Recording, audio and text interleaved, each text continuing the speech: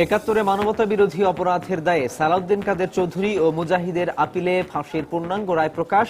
15 দিনের মধ্যে রিভিউ আবেদন করতে পারবেন দণ্ডিতরা।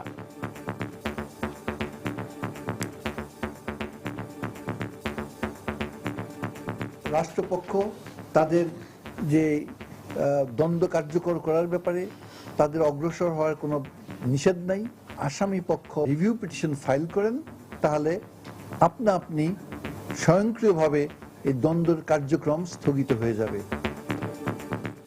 দেখছিলেন প্রধান শিরোনাম।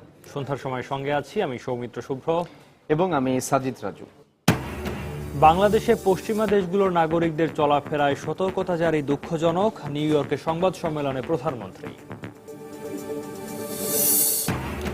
ঢাকায় ইতালিয়ান নাগরিক হত্যা ঘটনার ব্যর্থতা ঢাকতে বিএনপি ও জামাতের উপর দোষ চাপাচ্ছে সরকার, মন্তব্য মির্জা ফখরুলের। গুলশানে ইতালিয়ান নাগরিক হত্যাকাণ্ডের ঘটনাস্থল পরিদর্শন, গোয়েন্দা তদন্ত দলের। জোরদার রয়েছে কূটনীতিক পাড়ার নিরাপত্তা ব্যবস্থা।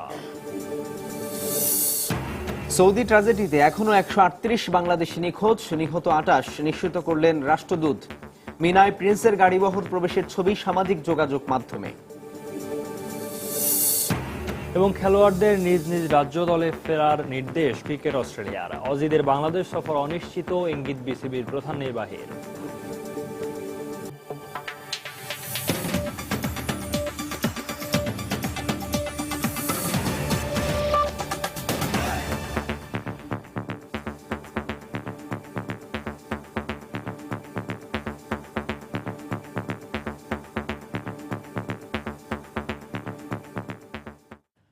একাত্তরে মানবতা বিরোধী অপরাধের দায়ে মৃত্যুদণ্ডাদেশপ্রাপ্ত বিএনপি নেতা সালাউদ্দিন কাদের চৌধুরী ও জামায়াত নেতা আলী হাসান মোহাম্মদ মুজাহিদের আপিলের পূর্ণাঙ্গ রায় প্রকাশ করেছেন আপিল বিভাগ।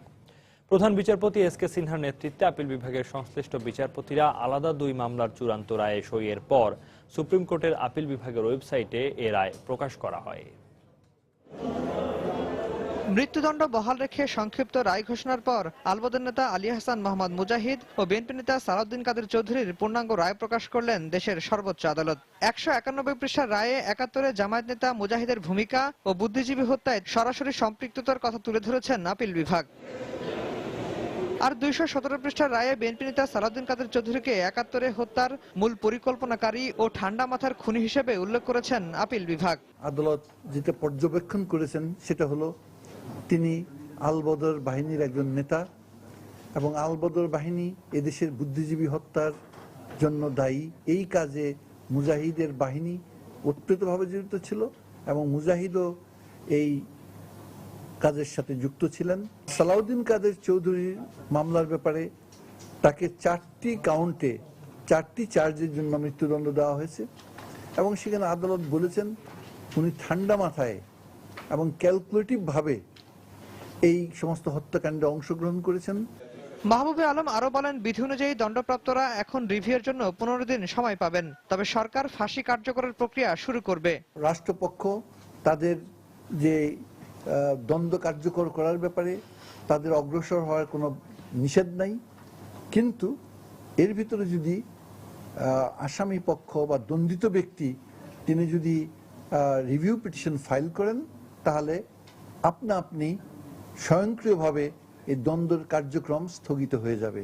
তবে মুজাহিদের আইনজীবী জানিয়েছেন তারা যথাসময়ে রায়ের বিরুদ্ধে রিভিউ আবেদন করবেন। রায়ের পূর্ণাঙ্গ কপি হাতে পাওয়ার পর আমরা পরিপূর্ণভাবে পর্যালোচনা করব, আমরা বিশ্লেষণ করার চেষ্টা করব এবং এই মামলার রায়ের অসঙ্গতিগুলি তুলে ধরার চেষ্টা করব এবং মহামান্য আপিল বিভাগের সামনে 15 দিনের মধ্যে রিভিউ আবেদন দায়ের করব। গত 16 জুন মানবতাবিরোধী 7টি অপরাধে মুজাহিদকে এবং 29 জুলাই 4টি অপরাধে সালাউদ্দিন কাদের চৌধুরীকে ট্রাইব্যুনাল দেয়া মৃত্যুদণ্ড বহাল রাখেন আপিল বিভাগ। আফজাল হোসেন, সময় সংবাদ, ঢাকা। ইতালীয় নাগরিক হত্যার কারণে বাংলাদেশে পশ্চিমা দেশগুলোর নাগরিকদের চলাফেরায় সতর্কতা জারি দুঃখজনক বলে মন্তব্য করেছেন প্রধানমন্ত্রী শেখ হাসিনা। মঙ্গলবার জাতিসংঘের বাংলাদেশ মিশনে সংবাদ সম্মেলনে এ মন্তব্য করেন তিনি। সাংবাদিকদের প্রশ্নের জবাবে প্রধানমন্ত্রী বলেন, জঙ্গিবাদ মোকাবেলায় সব ধরনের পদক্ষেপ নিয়েছে তার সরকার। দেশকে অস্থিতিশীল করে উন্নয়ন ব্যাহত করার সব ষড়যন্ত্র ব্যর্থ হয়ে যাবে বলেও মন্তব্য করেন তিনি। জাতিসংঘের সাধারণ পরিষদের অধিবেশনে বক্তব্য রাখার আগের দিন বাংলাদেশের অর্জিত সাফল্য তুলে ধরে জাতিসংঘ বাংলাদেশ মিশনে মঙ্গলবার সন্ধ্যায় সংবাদ সম্মেলন করেন প্রধানমন্ত্রী শেখ হাসিনা। বাংলাদেশ দ্রুত উন্নয়নের পথে এগিয়ে চলেছে বলে জানান তিনি। জাতির পিতা বঙ্গবন্ধু শেখ মুজিবুর রহমানকে সপরিবারে নির্মমভাবে হত্যা করা হয়। কারাগারে অবৈধ 4 জাতীয় নেতাকে হত্যা করা হয় এবং এরপর থেকে যে হত্যাকে ষড়যন্ত্রের রাজনীতি শুরু, সেখান থেকে আজকে বাংলাদেশকে অন্ততপক্ষে সেই সন্ত্রাস এবং জঙ্গিবাদের হাত থেকে মুক্ত করবার জন্য বিভিন্ন কর্মসূচি আমরা কিন্তু বাস্তবায়ন করছি।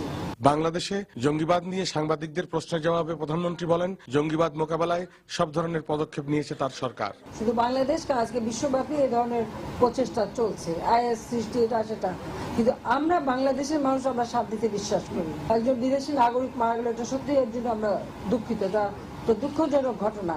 কিন্তু আবার সেটাও চিন্তা করেন যে নিউ ইয়র্ক শহরেও তো আমার আওয়ামী লীগের ভাইস প্রেসিডেন্টকে হত্যা করা হয়েছে। তখন এখানে সবাই রেড অ্যালার্ট দিয়ে দিয়েছিল, এখানকার সরকার বা অন্যান্য দূতাবাস কেউ তো দেয়নি।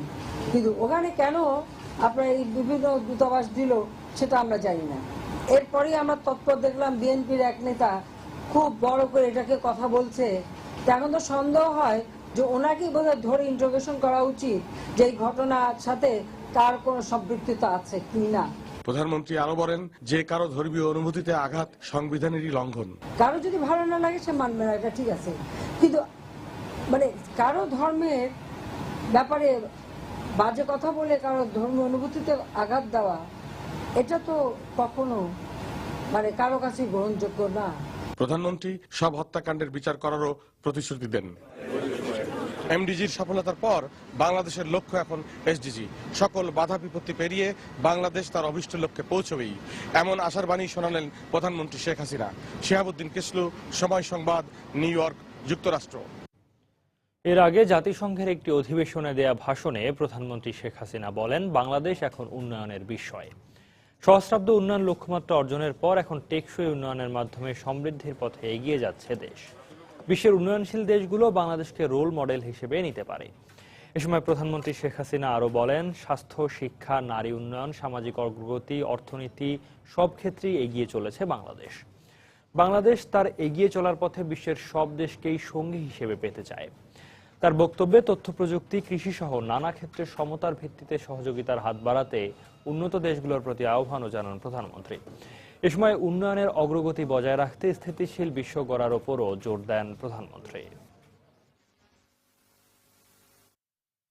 এদিকে বিএনপির ভারপ্রাপ্ত মহাসচিব মির্জা ফখরুল ইসলাম আলমগীর বলেছেন, ঢাকা ইতালিয়ান নাগরিক হত্যার ঘটনার ব্যর্থতা ঢাকতে সরকার বিএনপি ও জামাতের উপর দোষ চাপাচ্ছে। প্রায় 9 মাস পর সকালে নয়াপল্টনে দলের কেন্দ্রীয় কার্যালয়ে এসে গণমাধ্যম কর্মীদের কাছে এই মন্তব্য করেন তিনি। প্রায় 9 মাস পর বুধবার সকালে রাজধানীর নয়াপল্টনে বিএনপির কেন্দ্রীয় কার্যালয়ে আসেন দলের ভারপ্রাপ্ত মহাসচিব মির্জা ফখরুল ইসলাম আলমগীর। এ সময় তাকে শুভেচ্ছা জানান দলের নেতারা। পরে কিছু দাপ্তরিক কাজ সেরে গণমাধ্যম কর্মীদের সঙ্গে কথা বলেন তিনি। অতি সম্প্রতি ঢাকায় ইতালিয়ান নাগরিক হত্যার ঘটনায় নিন্দা জানিয়ে তিনি বলেন, দেশে গণতন্ত্রের সংকটের কারণেই এমন ঘটনা ঘটছে। সরকারের আইন শৃঙ্খলা পরিস্থিতি সেটার অত্যন্ত খারাপ হয়েছে বলেই এই ধরনের ঘটনা ঘটতে পেরেছে। এই হত্যাকাণ্ডে 20 দলের জড়িত থাকার অভিযোগ প্রত্যাখ্যান করেন মির্জা ফখরুল।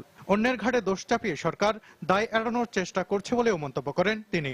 উদরপিণ্ডি বুধর ঘরে আপনারা সবসময় দিয়ে থাকেন এবং যখন ব্যর্থতা আসে তাদের সুশাসনের, রাষ্ট্র পরিচালনার ক্ষেত্রে, তখন নিঃসন্দেহে তারা অন্যের উপরে দোষারোপ করে সেখান থেকে তাদের দায়িত্ব থেকে তারা দূরে সরে যেতে চান।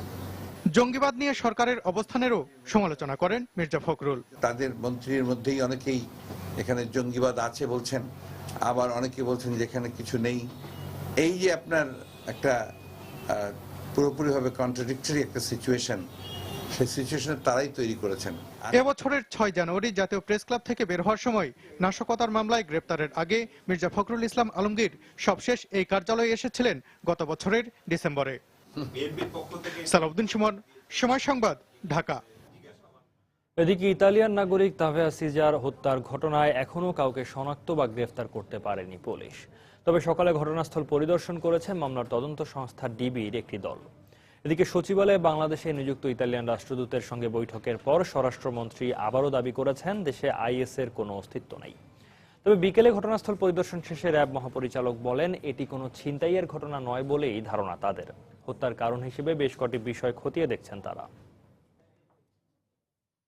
ইতালিয়ান নাগরিক তাভেলা সিজার হত্যার পর কেটে গেছে 2 দিন। এর মধ্যে থানা পুলিশের কাছ থেকে মামলার তদন্তভার হস্তান্তর করা হয়েছে গোয়েন্দা পুলিশের কাছে, কিন্তু এখনো হত্যাকারীদের শনাক্ত কিংবা কাউকে গ্রেফতার করতে পারেনি আইন শৃঙ্খলা রক্ষা বাহিনী। এ অবস্থায় বুধবার সকালে ঘটনাস্থল পরিদর্শন করেছে গোয়েন্দা পুলিশের একটি দল। ঘটনাস্থল ঘুরে দেখা গেছে তাভেলাকে যেখানে হত্যা করা হয়েছে তার একটু পেছনে এবং পাশের সড়কের ভবনে রয়েছে বেশ কটি নিরাপত্তা ক্যামেরা। সেগুলোর ফুটেজ বিশ্লেষণ করে হত্যাকারী শনাক্তের চেষ্টা চলছে বলে জানায় তদন্ত সংশ্লিষ্ট সূত্র। ঘটনাস্থল সহ পুরো কূটনৈতিক পাড়ায় নিরাপত্তা জোরদারের পাশাপাশি মোতায়েন রয়েছে অতিরিক্ত পুলিশ। এদিকে স্বরাষ্ট্রমন্ত্রী জানান ইতালিয়ান রাষ্ট্রদূত তাভেলা হত্যাকাণ্ডের ব্যাপারে কিছু সন্দেহের কথা তাকে জানিয়েছেন, সেগুলো গুরুত্বের সঙ্গে বিবেচনা করা হচ্ছে। হত্যাকাণ্ডের পর সরকারের কার্যক্রমে দেশটির রাষ্ট্রদূত আশ্বস্ত হয়েছেন বলেও দাবি করেন স্বরাষ্ট্রমন্ত্রী। তিনি অনেকগুলো সন্দেহের কথা আমার সঙ্গে একমত হয়েছেন, তো সেগুলো নিয়ে সবগুলো নিয়ে আমরা আমাদের গোয়েন্দারা কাজ করছে, আমাদের পুলিশ কাজ করছে, আমাদের নিরাপত্তা যারা নিয়োজিত তারা সবাই কাজ করছেন। ইতালি একজন নাগরিক মৃত্যুবরণ করাতে আমরা সবাই দুঃখিত এবং আমরা যত সম্ভব তাড়াতাড়ি এটার আমরা একটা ব্যবস্থা করব। আইএস সম্বন্ধে আমি তাকে স্পষ্ট ধারণা দিয়েছি যে আইএস আমাদের এখানে নেই।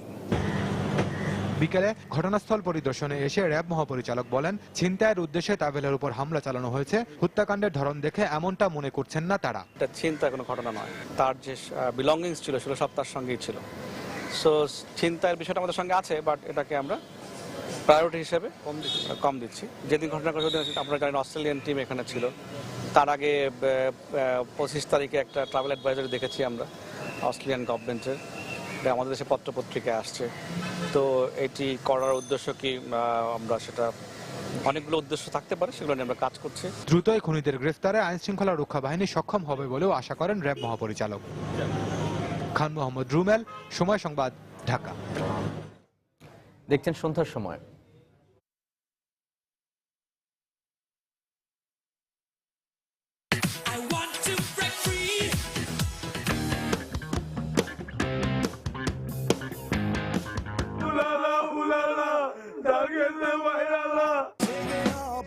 ঈদের ছুটিতে বন্ধুরা এক হওয়া মানেই ব্রেক ফ্রি আড্ডা আর আনলিমিটেড ফান।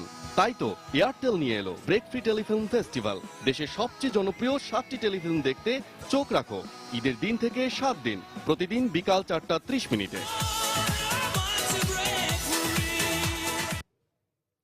মিনায় পদদলিত হয়ে এখন পর্যন্ত 28 জন নিহত বাংলাদেশি হাজির পরিচয় নিশ্চিত করেছেন সৌদি আরবে নিযুক্ত বাংলাদেশের রাষ্ট্রদূত গোলাম মোসি। এছাড়া আরও 138 জন নিখোঁজ রয়েছেন এবং 34 জন হাজি হাসপাতালে চিকিৎসাধীন রয়েছেন বলেও জানিয়েছেন তিনি। এ বিষয়ে আমরা আরও তথ্য জানতে কথা বলেছি সৌদি আরব প্রতিনিধি আরিফুর রহমানের সঙ্গে। মক্কা থেকে তিনি জানাচ্ছেন সবশেষ তথ্য। মিনা দুর্ঘটনায় পদদলিত হয়ে নিহত বাংলাদেশি স্বজনদের খোঁজে জেদ্দা কনসুলেটে ভিড় জমাচ্ছেন নিহত ও নিখোঁজের স্বজনেরা। নিহতর পরিচয় ছবি সহকারে তাদেরকে দেওয়া হয়েছে এবং পাশাপাশি প্রায় শতাধিক হাজি নিখোঁজ রয়েছেন বলেও তিনি জানিয়েছেন। কিন্তু নিজে যে তালিকাটি দেখেছি সেটিতে প্রায় 215 জন বাংলাদেশি নিখোঁজের তালিকা রয়েছে। ইতিমধ্যে অনেকের চেহারা বিকৃত হয়ে গেছে, যে কারণেই তাদেরকে শনাক্ত করা যাচ্ছে না। তাদেরকে শনাক্ত করার জন্য ফিঙ্গারপ্রিন্ট পদ্ধতির মাধ্যমে তাদেরকে শনাক্ত করার চেষ্টা চলছে বলে জানিয়েছেন তিনি। আর এখনো যে সকল আত্মীয় স্বজন নিখোঁজ রয়েছেন হাজিদের, তাদেরকে যথাযথ পরিচয় সহকারে মক্কা বাংলাদেশ হজ মিশনের হেল্প ডেস্কে যোগাযোগ করার অনুরোধ জানিয়েছেন তিনি। এছাড়া সৌদি আরবের রাষ্ট্রদূতের সাথে আমাদের একটি সাংবাদিক সেখানে রাষ্ট্রদূত আমাদেরকে জানিয়েছেন বাংলাদেশি হাজি যারা নিহত হয়েছেন তাদের সকলের মরদেহ দেশে ফেরত পাঠানোর ব্যাপারে প্রক্রিয়া চলছে। এছাড়া নিহত আরো অনেক হাজি রয়েছেন। আর পাশাপাশি তিনি আরেকটি বিষয় জানিয়েছেন, প্রায় 180 থেকে 90 জনের ডেড বডি, যাদের চেহারার অধিকাংশ বাংলাদেশের সাথে মিলে, তো এরকম ডেড বডি হাসপাতালগুলোর মর্গে রাখা আছে, যাদেরকে ফিঙ্গারপ্রিন্ট এর মাধ্যমে আর কি পরিচয় শনাক্ত করে তারপরে বাংলাদেশের যে নিখোঁজ হাজিরা আছেন তাদের ডিএনএ টেস্ট করে এবং তাদের রক্তের গ্রুপ মিলিয়ে তাদের পরিচয় দ্রুত শনাক্ত করার চেষ্টা চলছে। এ ছিল আমার কাছে মিনা দুর্ঘটনায় নিহত হাজিদের সবশেষ খবর। মিনায় পাথর নিক্ষেপের সময় ভিড়ের মধ্যে সৌদি বাদশাহ সালমানের পুত্র মোহাম্মদ বিন নায়েফের বিশাল গাড়ি বহরের ঢোকার ছবি ছড়িয়ে পড়েছে সামাজিক যোগাযোগ মাধ্যমে। মিনা ট্র্যাজেডির জন্য সৌদি প্রশাসনের বিরুদ্ধে দায়িত্বহীনতার অভিযোগ ওঠার পর সৌদি আরবের রাজতন্ত্রে পরিবর্তন আনার দাবি জানিয়েছেন খোদ রাজ পরিবারেরই এক সদস্য। এদিকে মিনায় হাজিদের মৃত্যু নিয়ে সৌদি সরকার দোষারোপের খেলা শুরু করেছে বলে মন্তব্য করেছে তেহরান। এর ফলে মুসলিম বিশ্বে তাদের ভাবমূর্তি ক্ষুণ্ণ হবে বলেও জানায় তারা।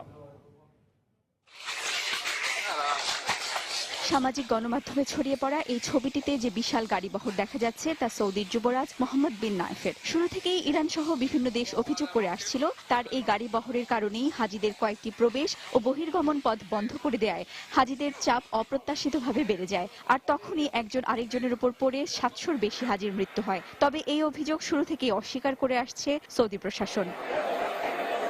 হজ শেষে দেশে ফিরে পাকিস্তানি হাজিরাও এই বিষয়ে অসন্তুষ্টি প্রকাশ করেছেন। তাদেরও দাবি হাজিদের প্রবেশ ও বের হওয়ার কয়েকটি দরজা বন্ধ করে দেওয়া হয়েছিল।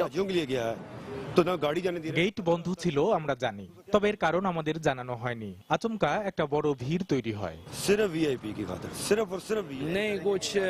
হঠাৎ করে একটা বড় ভিড় সবকিছু পাল্টে দেয়। আমরা অনেক ভয় পেয়েছি। প্রথমে বুঝতেই পারিনি কি ঘটছে, পরে জানতে পারি যুবরাজের গাড়ি আসায় রাস্তা বন্ধ। এদিকে মক্কায় হাজিদের মৃত্যুর প্রকৃত ঘটনা চাপা দিয়ে সৌদি সরকার কেবল অন্যের উপর দোষ চাপানোর চেষ্টা করছে বলে মন্তব্য করেছে ইরান। মঙ্গলবার ইরানের পররাষ্ট্র মন্ত্রণালয়ের মুখপাত্র মার্জিয়ে আফখাম অভিযোগ করেন হাজিদের মৃত্যুর দায় এড়াতে চাইছে রিয়াদ। পবিত্র কাবা ঘরের মেহমানদের হতাহতের বিষয় নিয়ে সৌদি আরব যে একগুঁয়েমিপূর্ণ অবস্থান নিয়েছে তাতে বিশ্বের মুসল্লিদের কাছে তাদের ভাবমূর্তি নষ্ট হচ্ছে। সৌদি সরকার কোনোভাবেই এতগুলো মৃত্যুর দায় এড়াতে পারে না।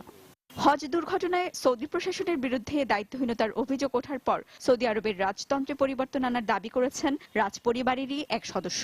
মঙ্গলবার যুক্তরাজ্য ভিত্তিক সংবাদপত্র গার্ডিয়ানে দেয়া এক সাক্ষাৎকারে নাম প্রকাশে অনিচ্ছুক প্রয়াত সৌদি বাদশাহ আব্দুল আজিজ বিন সৌদের এক নাতি বলেন, বাদশাহ সালমানের পুত্র মোহাম্মদ বিন নায়েফ যুবরাজ ও মোহাম্মদ বিন সালমান ডেপুটি হওয়ার কারণে সৌদি প্রশাসনে রাজতন্ত্রের প্রভাব বেশি, ফলে দুর্বল হয়ে পড়ছে এর অবকাঠামো। মক্কার মতো একটি পবিত্র স্থানে এত বড় দুর্ঘটনার দায়ে প্রশাসনের জ্যেষ্ঠ নেতাদের উপরই বর্তায় বলেও জানান তিনি।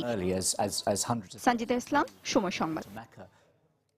বাংলাদেশ বিমানের শিডিউল বিপর্যয় ও অব্যবস্থাপনায় আজও চরম ভোগান্তি পোহাচ্ছেন হাজি ও তাদের স্বজনরা। গত রাতের একটি ফ্লাইট প্রায় 10 ঘন্টা দেরিতে বেলা 2টায় শাহজালাল আন্তর্জাতিক বিমানবন্দরে অবতরণ করে। আর গতকাল যারা ঢাকায় পৌঁছেছেন তারা এখনও মালামাল বুঝে পাননি বলে অভিযোগ করেছেন। গত দুদিনের মতো আজও নির্ধারিত সময়ে ফ্লাইট না আসায় চরম বিপাকে পড়েন হাজিদের জন্য বিমানবন্দরে অপেক্ষমান স্বজনরা। বসার ব্যবস্থা না থাকায় ঘন্টার পর ঘন্টা ঠায় দাঁড়িয়ে থাকতে হয়েছে তাদের। এরই মধ্যে বেশ কয়েকটি ফ্লাইটের শিডিউল পরিবর্তন হওয়ায় হতাশা ও ক্ষোভ প্রকাশ করেন দেশের বিভিন্ন প্রান্ত থেকে ঢাকায় আসা হাজিদের স্বজনরা। একই কারণে জেদ্দা বিমানবন্দরেও চরম দুর্দশায় সময় পার করতে হয়েছে বলেও জানিয়েছেন হাজিরা। এদিকে দেশে ফিরে স্বজনদের দেখা পেয়ে অনেকেই আবেগপ্রবণ হয়ে পড়েন, কান্নায় ভেঙে পড়েন স্বজনহারাদের কেউ কেউ। সৌদি সরকারের অব্যবস্থাপনা আর দায়িত্বে গাফিলতির কারণে এবছর হজে ব্যাপক প্রাণহানি ঘটেছে বলে দাবি করেন তারা।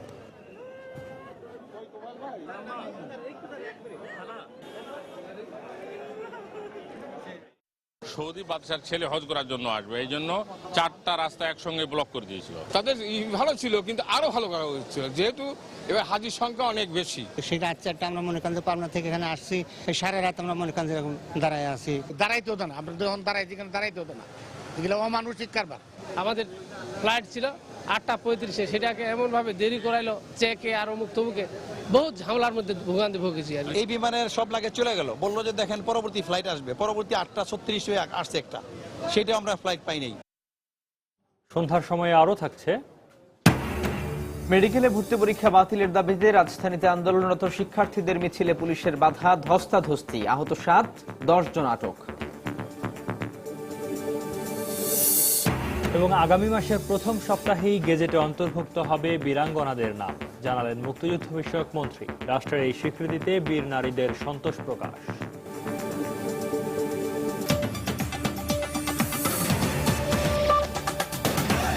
অস্ট্রেলিয়া ক্রিকেট দল বাংলাদেশ সফর বাতিল করতে পারে। এমনটাই আভাস দিলেন বিসিবির প্রধান নির্বাহী নিজামুদ্দিন চৌধুরী। তবে দুই দেশের ক্রিকেট বোর্ডের মঙ্গল হবে এমন চূড়ান্ত সিদ্ধান্ত আসবে বলেও মনে করেন তিনি। অজিদের নির্ধারিত সফরের কয়েকদিন পার হওয়ার পরেও শেষ মুহূর্ত পর্যন্ত অপেক্ষা করবে ক্রিকেট বোর্ড। আর শেষ পর্যন্ত অজিরা বাংলাদেশে এলেও ৩ অক্টোবর ফতুল্লায় সূচিতে থাকা ৩ দিনের ম্যাচ হবে না। অস্ট্রেলিয়ার নিরাপত্তা প্রধান শন ক্যারল সোমবার রাতে চলে গেলেও বাকি দুই প্রতিনিধি অজি দলের ম্যানেজার ও নিরাপত্তা ব্যবস্থাপকের বাংলাদেশে থাকার কথা ছিল অস্ট্রেলিয়া ক্রিকেট দলের সফরের শেষ পর্যন্ত। কিন্তু মঙ্গলবার রাতে ওই দুই অস্ট্রেলিয়ান কর্মকর্তাও চলে গেলে অজিদের বাংলাদেশ সফরের ব্যাপারে অনিশ্চয়তা বাড়ে। তাদের চলে যাওয়ার পর সে সংখ্যা আরো ঘনীভূত হয় যখন ক্রিকেট অস্ট্রেলিয়া তাদের ওয়েবসাইটে জানায় ক্রিকেটারদের নির্দেশ দেওয়া হয়েছে নিজ নিজ রাজ্যে ঘরোয়া ক্রিকেটে মনোযোগ দিতে। এমন অবস্থায় অস্ট্রেলিয়া ক্রিকেট দলের বাংলাদেশ সফরের সম্ভাবনা এখন সুতোয় ঝুলে পড়েছে, মানছে বিসিবিও। অনিশ্চয়তা আছে, but at the same time আমরা মনে করি যে অস্ট্রেলিয়ান ক্রিকেট বোর্ড আমাদের দুই বোর্ডের জন্যই ভালো হয়, সেটাই সেরকমই একটা সিদ্ধান্ত নেবে, যেটা স্ট্যান্ডার্ড প্র্যাকটিস হিসেবে পুরো বিষয়গুলোকে আইসিসি কে আমরা অবহিত করে রাখছি। বাংলাদেশের বিপক্ষে টেস্ট সিরিজে নয়, আপাতত ৫ অক্টোবর থেকে অস্ট্রেলিয়ার ঘরোয়া ওয়ানডে আসর ম্যাটাডোর কাপে খেলতে ব্যস্ত থাকবে স্মিথ ম্যাক্সওয়েলরা, যা অনুমতি দিয়েছে ক্রিকেট অস্ট্রেলিয়ায়। যদিও বিসিবি বলছে ক্রিকেট অস্ট্রেলিয়ার এমন সিদ্ধান্তের ব্যাপারে আনুষ্ঠানিকভাবে কিছুই জানা নেই তাদের। প্লেয়ারদের ফেরত পাঠিয়েছে এটা মিডিয়া থেকে আমরা শুনেছি, বাট আমরা অফিসিয়ালি কিছু জানিনি। হয়তোবা তাদের অন্য কোনো প্ল্যান যদি থাকে তারা সেটাকে প্ল্যান দিতে যাচ্ছে। এদিকে অনেক যদি কিন্তুর উপর ঝুলে থাকার পরেও শেষ পর্যন্ত উজিরা বাংলাদেশে আসলেও ৩ অক্টোবর সিরিজের একমাত্র প্রস্তুতি ম্যাচ মাঠে গড়ানোর সম্ভাবনা নেই। হুমায়ুন কবির রোজ, সময় সংবাদ, ঢাকা। বিএনপি চেয়ারপারসন বেগম খালেদা জিয়ার লন্ডনে অবস্থান ও দেশে ইতালির এক নাগরিক হত্যার মধ্যে যোগসূত্র থাকতে পারে বলে মন্তব্য করেছেন আওয়ামী লীগ নেতারা। বিকেলে রাজধানীর বঙ্গবন্ধু অ্যাভিনিউয়ে মহানগর আওয়ামী লীগের বর্ধিত সভায় দলটির কেন্দ্রীয় নেতারা আরও বলেন, জাতিসংঘ সহ আন্তর্জাতিক পরিমণ্ডলে প্রধানমন্ত্রী শেখ হাসিনা যখন পুরস্কৃত হচ্ছেন তখন দেশে ইতালির এক নাগরিককে সুপরিকল্পিতভাবে হত্যা করা হয়েছে। যারা এই দেশকে জঙ্গি রাষ্ট্র বানিয়েছিল সেই দলের নেত্রী বেগম খালেদা জিয়া লন্ডনে বসে আজকে সংস্কারের বিরুদ্ধে ষড়যন্ত্র করছেন এবং সেখান থেকে তারা ষড়যন্ত্রের নীল নকশা বলছেন। আমরা মনে করি আজকে এই ইটালি নাগরিকের হত্যাকাণ্ড এবং বেগম খালেদা জিয়া লন্ডন বসে ষড়যন্ত্র এই সঙ্গে যোগসূত্র থাকতে পারে, এটা তদন্ত করে দেখা উচিত। যেই মুহূর্তে আমাদের প্রাণপ্রিয় নেত্রী বিশ্বের বড় অর্জন করেছেন, পুরস্কার পেয়েছেন, সেই মুহূর্তে সেই দিনই তারা নিরীহ লোকটাকে হত্যা করেছে। এটা একটা অত্যন্ত সুপরিকল্পিত একটা হত্যা। মেডিকেলে ভর্তি পরীক্ষা বাতিলের দাবিতে শাহবাগে আন্দোলনরত শিক্ষার্থীদের মিছিলে বাধা দিয়েছে পুলিশ। এতে ধস্তাধস্তিতে আহত হয়েছে 7 শিক্ষার্থী, আটক করা হয়েছে 10 জনকে।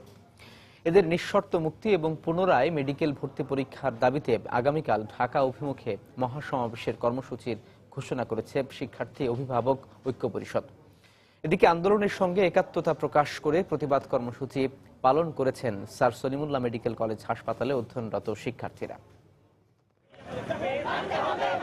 পূর্ব ঘোষিত কর্মসূচি অনুযায়ী বুধবার সকালে মেডিকেল প্রথম বর্ষে পুনরায় ভর্তি পরীক্ষার দাবিতে ভর্তিচ্ছু শিক্ষার্থীরা রাজধানীর শহীদ মিনার থেকে মিছিল নিয়ে শাহবাগের দিকে যায়।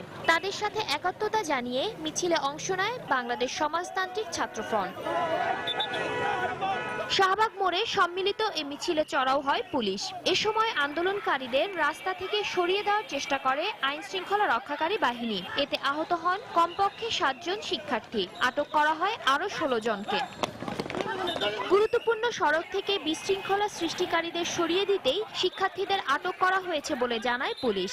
এখানে একটা আন্দোলন রাস্তার মধ্যে, আমাদের কেউ লাঠি ব্যবহার করেনি, যতটুকু প্রয়োজন জাস্ট ওদেরকে জিজ্ঞাসাবাদের জন্য যতটুকু প্রয়োজন ঠিক সেটুকু করা হয়েছে। পরে শহীদ মিনারে সংবাদ সম্মেলনে আন্দোলনরত শিক্ষার্থীরা নতুন কর্মসূচির ঘোষণা দেয়। কোনো রূপ উস্কানি ছাড়া, কোনো রূপ সংঘর্ষ ছাড়াই জাস্ট আমাদের ধরে আজকে আটকানো হয়েছে। যে গ্রেফতার করা হয়েছে নিঃশর্তে মুক্তি দেন। আমরা কিন্তু আপনাদের সাথে কোনো ক্লেশে যাই নাই। যদি আমাদের দাবি না মানা হয় তাহলে 1 তারিখে আমাদের ঢাকা অভিমুখী কর্মসূচি। এর আগে সকালে আন্দোলনরত শিক্ষার্থীদের সঙ্গে একাত্মতা প্রকাশ করে স্যার সলিমুল্লাহ মেডিকেল কলেজ হাসপাতালের অধ্যয়নরত শিক্ষার্থীরা। চলমান ভর্তি কার্যক্রম বন্ধে কর্তৃপক্ষকে অনুরোধ জানায় তারা। পরে ভর্তি পরীক্ষা বাতিলের দাবিতে হাসপাতালের প্রশাসনিক ভবনের সামনে মানববন্ধন করে তারা। আমাদের ক্যাম্পাস যাতে কলুষিত না হয়, আমরা সেই জন্য আর কি যারা আন্দোলন করতে তাদের সাথে একতা প্রকাশ করার জন্য আজকে সকাল থেকে এখানে ছিলাম। আমরা সবাই বিবেকের দায়ে এসেছি, কারণ এখানে আমাদের কারোরই কিছু পাওয়ার নেই। প্রতি মাসের 17 সেপ্টেম্বর সারা দেশে এমবিবিএস ও বিডিএস ভর্তি পরীক্ষা হয়। এরপর থেকে প্রশ্নপত্র ফাঁসের অভিযোগ তুলে আন্দোলন শুরু করে ভর্তি ইচ্ছুক শিক্ষার্থীরা। শাতিলা শারমিন, সময় সংবাদ, ঢাকা। স্বাধীনতার 4 দশক পরে অবশেষে বীরাঙ্গনাদের রাষ্ট্রীয় স্বীকৃতি দিচ্ছে সরকার। প্রথম ধাপে 150 জন বীরাঙ্গনা মুক্তিযোদ্ধা হিসেবে রাষ্ট্রীয় স্বীকৃতি পাচ্ছেন। মুক্তিযুদ্ধ বিষয়ক মন্ত্রী জানিয়েছেন, আগামী মাসের প্রথম সপ্তাহেই এই বীর নারীদের নাম গেজেটে অন্তর্ভুক্ত করা হবে। মুক্তিযুদ্ধ জাদুঘরের নথিপত্র এবং মাঠ পর্যায়ে তথ্য সংগ্রহ এবং যাচাই বাছাইয়ের মাধ্যমে স্বীকৃতি পাওয়া বীরাঙ্গনাদের নাম চূড়ান্ত করা হয়েছে। এদিকে দেরিতে হলেও রাষ্ট্রের এই স্বীকৃতিতে সন্তোষ জানিয়েছেন বীর নারী ফেরদৌসী প্রিয়ভাষিনী। বিস্তারিত মৌসুম ইসলামের রিপোর্টে। অনেক সংগ্রাম, ত্যাগ, তিতিক্ষা আর আত্মত্যাগের মাধ্যমে বাংলাদেশ নামক রাষ্ট্রটি পরাধীনতার শৃঙ্খল ভেঙে স্বাধীনতার স্বাদ পায়। আর সেই সংগ্রামে নারীর অবদান কোনো অংশেই কম ছিল না। কিন্তু মুক্তি সংগ্রামে অবদান রাখা সেই সব বীর নারীদের অবদানের কথা স্বাধীন রাষ্ট্রে বারবারই উপেক্ষিত থেকেছে। লাল সবুজের পতাকার এই স্বাধীন ভূখণ্ডটির জন্মের 44 বছর পরে অবশেষে সেই সব বীর নারীদেরকে রাষ্ট্রীয়ভাবে স্বীকৃতি দেয়া হচ্ছে। এই সম্মাননাকে জীবনের সবচেয়ে বড় অর্জন হিসেবেই দেখছেন স্বীকৃতি পাওয়া বীর নারীদের একজন ফেরদৌসী প্রিয়ভাষিনী। স্বীকৃতি সেইভাবেই দেখছি যেমন করে স্বাধীনতার স্বীকৃতি মিলেছিল, সেখানে বিলম্ব কোনো ব্যাপারই নয়। এত দুঃখের তো কোনো পাওয়া হতে পারে না, কোনো চাওয়া হতে পারে না। তাই এখন যা পাচ্ছি সেটা সোনার মুকুটের মতো লাগছে। মুক্তিযুদ্ধ বিষয়ক মন্ত্রী জানিয়েছেন, স্বীকৃতি পাওয়া বীরাঙ্গনারা মুক্তিযোদ্ধাদের মতোই সুযোগ সুবিধা পাবেন। আর বাকিদের নামও উপযুক্ত তথ্যপাত্র সংগ্রহের মাধ্যমে পর্যায়ক্রমে আগামী 2 বছরের মধ্যে গেজেটে অন্তর্ভুক্ত করা হবে। প্রায় 150 উপরে অনুমোদন হয়েছে, এখন গেজেটে চলে যাবে। আগামী মাসের ধরুন প্রথম সপ্তাহে অবশ্যই গেজেট হয়ে যাবে। একটা মুক্তিযুদ্ধ যা যা সুযোগ সুবিধা পাবেন, নারী মুক্তিযুদ্ধে যারা বীরাঙ্গনা হিসেবে যারা আসতেছেন একই সুযোগ সুবিধা পাবে। এই অর্থ বছরের মধ্যে যারা হবেন, এই বছরের জুলাই মাস থেকে ওনারা বার্তাদি পাবেন। তবে স্পর্শকাতর বিষয় হওয়ায় যারা সেই সময়ের দুঃসহ স্মৃতিগুলো আর নতুন করে সামনে আনতে চাচ্ছেন না, তাদের নাম নথিভুক্ত করা হলেও তা প্রকাশ করা হবে না। মৌসুম ইসলাম, সময় সংবাদ, ঢাকা। বিশ্ব অর্থনীতি ও বিনিয়োগ প্রতিযোগিতা সক্ষমতা সূচকে 2 ধাপ এগিয়েছে বাংলাদেশ। এর ফলে এই সূচকে 109 থেকে বাংলাদেশের অবস্থান এসে দাঁড়িয়েছে 107-এ। বিশ্বের 140টি দেশের এই সূচকের তালিকায় শীর্ষে রয়েছে সুইজারল্যান্ড। সকালে রাজধানীর মহাখালীতে ব্র্যাকেন সেন্টারে আয়োজিত অনুষ্ঠানে প্রকাশিত এক প্রতিবেদনে এই তথ্য জানিয়েছে Centre for Policy Dialogue, CPD. এছাড়াও ব্যবসায়িক পরিবেশ নিশ্চিতে সুশাসন প্রতিষ্ঠা সূচকে বাংলাদেশ 132তম অবস্থানে রয়েছে বলেও জানিয়েছে প্রতিষ্ঠানটি। তবে অবকাঠামো উন্নয়ন, দুর্নীতি এবং প্রশাসনের অদক্ষতা ব্যবসায় বড় বাধা হিসেবে প্রকাশ পেয়েছে প্রতিবেদনে। বৈশ্বিক অর্থনীতির সক্ষমতা বিচারে বিভিন্ন দেশের অংশগ্রহণে 2001 সাল থেকে ওয়ার্ল্ড ইকোনমিক ফোরাম প্রতিবেদন প্রকাশ করে আসছে। 2014 সালে অর্থনৈতিক বিবেচনায় 140টি দেশে 12টি বিষয়ের উপর মতামত যাচাই করা হয়। চলতি বছরের ফেব্রুয়ারি থেকে মে পর্যন্ত 56 জন ব্যবসায়ী জরিপে অংশ নেয়। বৈশ্বিক এই প্রতিবেদনে উঠে এসেছে সূচকে 2 ধাপ এগিয়েছে বাংলাদেশ। গত বছরের 109তম অবস্থান থেকে এবার 107 হয়েছে। আবার গত বছরে একই দেশগুলোর সাথে যদি আমরা তুলনা করি, তাহলে অবস্থানটি আরো একটু ভালো হয়েছে, 106তম। অর্থাৎ বাংলাদেশের অবস্থান লক্ষণীয়ভাবে আমরা দেখতে পাচ্ছি যে 2 ধাপ থেকে 3 ধাপ অগ্রগতি হয়েছে। এবং মূল যে কারণে ভালো করেছে সেটা হচ্ছে মৌলভিত্তিজনিত যে সূচকগুলো। মৌলভিত্তির সূচকের ভিতরে রয়েছে অবকাঠামো, সামষ্টিক অর্থনীতি, সুশাসন এবং বাজার। এই জায়গাগুলোর কোনোটির ক্ষেত্রে ভালো করবার একটা প্রতিক্রিয়া আমরা এখানে দেখেছি। আকাশপথে পণ্য পরিবহন, সুদের হার কমা, প্রযুক্তিগত উন্নয়ন, সামষ্টিক অর্থনীতিতে বাংলাদেশের তুলনামূলক উন্নতি হয়েছে। তবে শিক্ষা, স্বাস্থ্য, পণ্য বহুমুখীকরণ, সুশাসনে অগ্রগতি হয়নি বাংলাদেশের। মতামত জরিপে বলা হয়, ভবিষ্যতে ব্যবসা পরিচালনায়, অবকাঠামো উন্নয়ন, বিদ্যুৎ জ্বালানিতে ঝুঁকি মনে করছেন ব্যবসায়ীরা। আর আর্থিক খাত, পুঁজিবাজার, শ্রমবাজারে আরও কাজ করার সুপারিশ সিপিডির। মূল সমস্যাটি এখনো বলা হচ্ছে যে অপর্যাপ্ত অবকাঠামো, তারপরে বলা হচ্ছে দুর্নীতি এবং এরপরে বলা হচ্ছে যে অদক্ষ প্রশাসন। এই তিনটি আমাদের দেশের ব্যবসায়ীদের জন্য ব্যবসার মূল প্রতিবন্ধক হিসেবে এখনো গুরুত্বপূর্ণ। প্রতিবেদনে বলা হয় ভিয়েতনামকে বাংলাদেশের অর্থনৈতিক প্রতিদ্বন্দ্বী মনে করা হয়, যদিও এই জরিপে তাদের অবস্থান 68তম থেকে 12 ধাপ এগিয়ে দাঁড়িয়েছে 56তে। ভিয়েতনামের অবস্থান হচ্ছে 56তম। সানবীর রূপল, সময় সংবাদ, ঢাকা। প্রাকৃতিক দুর্যোগের কারণে গত 6 বছরে বাংলাদেশের অর্ধ কোটিরও বেশি মানুষ বাস্তুহারা হয়েছে। এর মধ্যে দেশের দক্ষিণাঞ্চলের মানুষ আছে শীর্ষে। বাস্তুহারা এসব মানুষ জীবিকার তাগিদে ঠাঁই নিচ্ছে দেশের বিভিন্ন শহরাঞ্চলে। সংশ্লিষ্টরা বলছেন, অভিবাসন ঠেকাতে এখনই সরকারের পদক্ষেপ নেওয়া জরুরি। তরিকুল ইসলামের রিপোর্ট। প্রকৃতির সাথে প্রতিনিয়ত যুদ্ধ করে বেঁচে আছে দেশের দক্ষিণ পশ্চিমাঞ্চলের উপকূলীয় এলাকার প্রায় 1 কোটি মানুষ। একের পর এক প্রাকৃতিক দুর্যোগ এখানকার মানুষের জীবন জীবিকাকে ঠেলে দিয়েছে অনিশ্চয়তার দিকে, যে কারণে উপকূলীয় এলাকায় ঘটছে বাস্তুচ্যুতির ঘটনা। মূলত সিডর ও আইলার পর থেকে এ বিষয়টি লক্ষণীয় হয়ে ওঠে। এর মধ্যে খুলনার দাকব, কয়রা ও বটিয়াঘাটা, সাতক্ষীরার শ্যামনগর ও আশাশুনি এবং বাগেরহাটের মংলা উপজেলায় এ সংখ্যা বেশি। এক পরিসংখ্যান অনুযায়ী এসব এলাকার 8,42,000 মানুষ প্রাথমিকভাবে বাস্তুচ্যুত হয়ে পড়ে। আইলার সময় এই জায়গায় পুরুষ লোক নেই, কিছু মহিলারা আছে, পুরুষ লোকরা বাইরে কাজ করে চলে গেছে। মানুষ সব চলে গেছে জঙ্গলে, বিভিন্ন জায়গায় কাজ কামের সঙ্গে। ঢাকা শহরে খুলনায় আমরা কতদিন আছি, কি কষ্টই, খুব কষ্টে, ঘরেও থাকার মতন একটু কোনরাম ওই যে কুড়িয়ে বেঁধে আসি। বিশ্লেষকরা বলছেন, গত 7 থেকে 8 বছরের মধ্যে উপকূলীয় এলাকায় কয়েকটি বড় ধরনের প্রাকৃতিক দুর্যোগের কারণে আয়ের উৎসগুলো ক্রমেই সংকুচিত হচ্ছে। জলবায়ুগত পরিবর্তন এবং এই পরিবর্তনের ফলে কৃষিকাজ সেটি প্রায় পুরোপুরি বন্ধ। আবার পানিতে লবণাক্ততা বৃদ্ধির কারণে এবং বিভিন্ন রোগের কারণে মাছের চাষও কিন্তু আগের মতো সেরকম হচ্ছে না। জীবন নির্বাহের জন্য যে প্রয়োজনীয় বিষয়গুলোর প্রয়োজন, যেহেতু এগুলো কিছুই নাই ওখানে, সুতরাং সে তো এখানে থাকবে না। তবে উপকূলীয় এসব মানুষদের বাস্তুচ্যুতি ঠেকাতে সরকারকে এই বিষয়টির উপর গুরুত্ব আরোপ করার পরামর্শ বিশ্লেষকদের। যদি প্রো মাইগ্রেন্ট হয় তাহলে শহরে যে জায়গায় মাইগ্রেন্টরা যায় সেখানে তাদের থাকার ব্যবস্থা করে দিতে হবে। এখন যদি আমরা এটা ভাবি যে না আমরা এটা চলতে দেবো না, তাহলে ওদের জন্য একটা অল্টারনেটিভ লাইভলিহুডের ব্যবস্থা আমাকে করতেই হবে। সংশ্লিষ্টদের মতে, জলবায়ু পরিবর্তনের ফলে সৃষ্ট প্রাকৃতিক দুর্যোগের কারণে উদ্বাস্তু হওয়া মানুষগুলো বর্তমানে জীবন জীবিকার তাগিদে সপরিবারে এলাকা ছেড়ে দেশের বিভিন্ন স্থানে, আবার অনেকে দেশান্তরী হচ্ছেন। তরিকুল ইসলাম, সময় সংবাদ, খুলনা।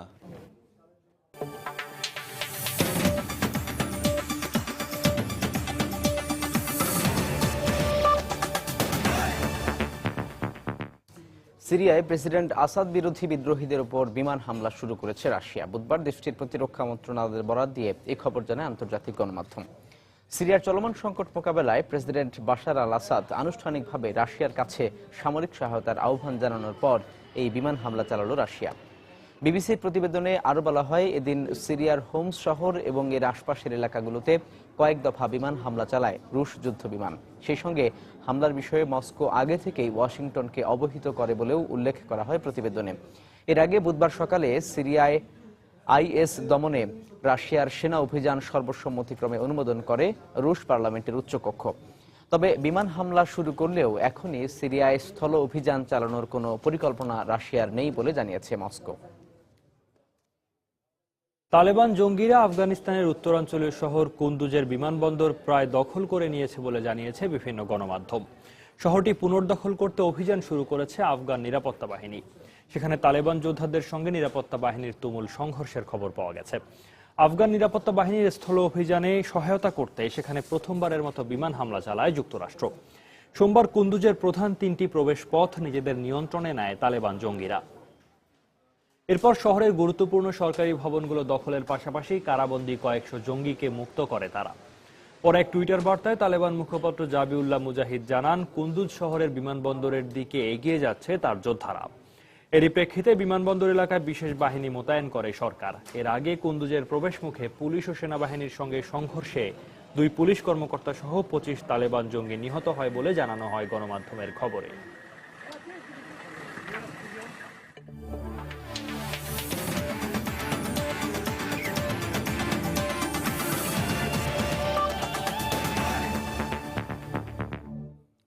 বাংলাদেশ পাকিস্তান নারী ক্রিকেটের টি-20 খবর। 2 ম্যাচ সিরিজের প্রথম টি-20তে বাংলাদেশের নারী দলকে 29 রানে হারিয়েছে স্বাগতিক পাকিস্তান। করাচিতে প্রথম ব্যাট করে 5 উইকেটে 124 রান সংগ্রহ করে স্বাগতিকরা। জবাবে নির্ধারিত ওভার শেষে বাংলাদেশের সংগ্রহ 7 উইকেটে 95 রান। ম্যাচ সেরা হয়েছেন পাকিস্তানের বিসমাহ মারুফ। করাচির স্টেডিয়ামে টসে জিতে ব্যাটিংয়ের শুরুতেই মারিনা ইকবালকে হারায় পাকিস্তান। এরপর দলের হাল ধরেন জাভিরা মারুফ জুটি। 27 রানের জুটি গড়ে দলীয় 88 এবং ব্যক্তিগত 44 রানে সাজঘরে ফেরেন জাভিরা। পরবর্তীতে বাংলাদেশের বোলারদের দুর্দান্ত বোলিং তোপে যাওয়া আসার মিছিলে ব্যস্ত হয়ে পড়েন স্বাগতিক ব্যাটসম্যানরা। তবে এক প্রান্ত আগলে রেখে ক্যারিয়ারের নবম হাফ সেঞ্চুরি তুলে নিয়ে 65 রানে অপরাজিত থাকেন মারুফ, যার উপর ভর করে 124 রানের সংগ্রহ পায় স্বাগতিকরা। নাহিদ আক্তার নেন 2টি উইকেট। জবাবে ব্যাট করতে নেমে পাকিস্তানের বোলিং তোপে পড়ে সালমা লতারা। দলের 6 ব্যাটসম্যান ব্যর্থ হয় 2 অঙ্কের কোটা স্পর্শ করতে। দলের পক্ষে সর্বোচ্চ 23 রান করেন আয়েশা ও ফারজানা। উয়েফা চ্যাম্পিয়ন্স লিগের খবর। ইংলিশ জায়ান্টদের হোঁচট খাওয়ার রাতে কষ্টার্জিত জয় পেয়েছে স্প্যানিশ জায়ান্ট বার্সেলোনা। ঘরের মাঠ ন্যু ক্যাম্পে কাতালানরা 2-1 গোলে হারিয়েছে জার্মান ক্লাব বেয়ার লেভারকুসেনকে।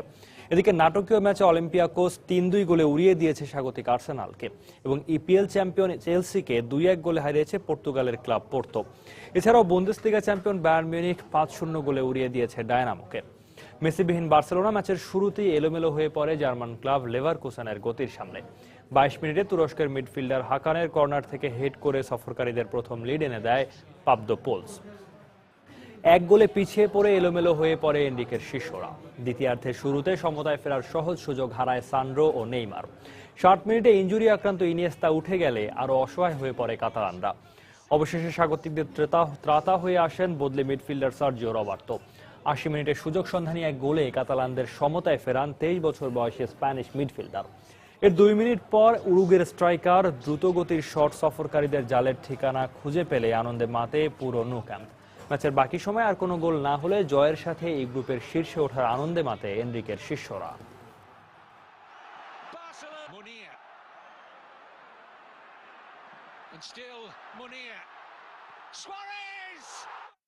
সন্ধ্যার সময়ে পর্যায়ে শীর্ষ সংবাদ জানিয়ে দিচ্ছি আরেকবার। 71 মানবতা বিরোধী অপরাধে সালাউদ্দিন কাদের চৌধুরী ও মুজাহিদের আপিলে ফাঁসির চূড়ান্ত রায় প্রকাশ। 15 দিনের মধ্যে রিভিউ করতে পারবেন দণ্ডিতরা। বাংলাদেশে পশ্চিমা দেশগুলোর নাগরিকদের চলাফেরায় সতর্কতা জারি, দুঃখজনক। নিউ ইয়র্কে সংবাদ সম্মেলনে প্রধানমন্ত্রী। ঢাকা ইতালিয়ান নাগরিক হত্যা ঘটনার ব্যর্থতা ঢাকতে বিএনপি ও জামাতের উপর দোষ চাপাচ্ছে সরকার, মন্তব্য মির্জা ফখরুলের। গুলশানে ইতালিয়ান নাগরিক হত্যাকাণ্ডের কোনো কুল কিনারা করতে পারেনি পুলিশ। দেশে আইএসের কোনো অস্তিত্ব নেই, আবারও বললেন স্বরাষ্ট্রমন্ত্রী।